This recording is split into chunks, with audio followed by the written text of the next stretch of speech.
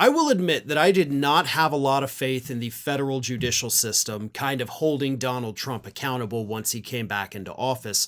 But I did, of course, also mention at the time that Trump is known for hiring the worst lawyers that the country has ever seen. So maybe their incompetence, of course, would lead to courts ruling against Donald Trump.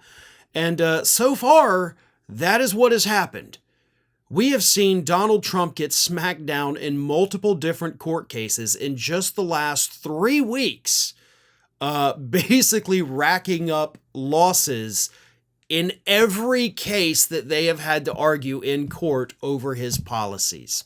And of course, this past week was no different. Not only did we see the extension of the restraining order against Donald Trump's efforts to pause all federal loans and grants, which of course would have absolutely decimated the economy, but then a couple days later, another judge came along and said, oh, by the way, this deadline you put in place, which the original deadline was Friday, for federal workers to accept your buyout offer, which is called the fork in the road offer. Yeah, I'm going to suspend that because apparently there are tens of thousands of federal workers who are saying, I will take the deal. But unfortunately, a lot of these people that have gone to accept the deal have been met with silence. Because of the incompetence of the DOJ office, the incompetence of the Trump administration, these people who want to accept the deal are not getting any responses, right? They're doing their part. You guys aren't doing your part. So I have to extend this deadline till at least Monday. Probably I'm going to have to extend it again after that because you made this offer to people and you're not accepting it when they accept it. So you screwed the pooch there, pal, and you're going to have to give these people much more time. Now, the original offer, of course, what they call the fork in the road is because, one, you can either take the offer for the buyout, you get paid through September, you don't have to report to work, you don't have to do anything, you just get paid through September. The other fork, right, the other side of it is you stay on your job, you don't get paid through September, but you run the risk of being fired and then you don't get paid at all.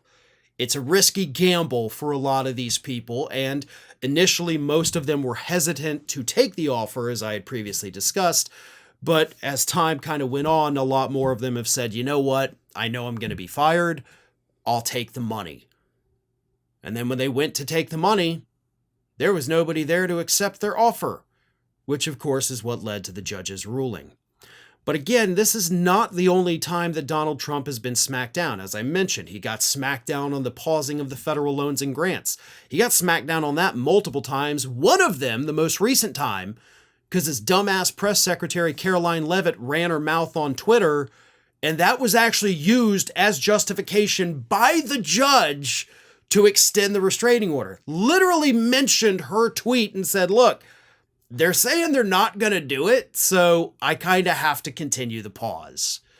We've also seen just this week a federal judge say, no, Elon Musk and DOJ office, you can't have access to the Treasury's payment system. That's crazy. We've also seen judges block Donald Trump's attempt to end birthright citizenship because that executive order, is grossly unconstitutional. Now, the problem with all of this, because this is good news, but it's good news that comes with a problem down the road, is that a lot of these decisions have not been permanent decisions. A lot of them have basically just been pauses or, in the case of the loan thing, restraining orders, which means we still would have to go to a trial. And even if the people win at the trial against the Trump administration, we get appeal, and finally to the U.S. Supreme Court. And we pretty much know what a lot of them are going to say about most of these issues. I think birthright citizenship is the only one that is definitely going to be safe.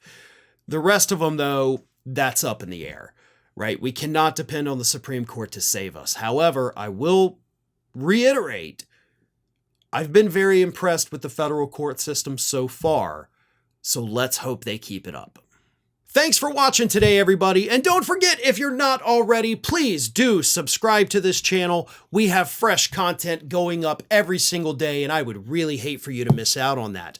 And speaking of missing out, if you're not following me across all other social media outlets, then get on it. You can follow the links in the description of this video.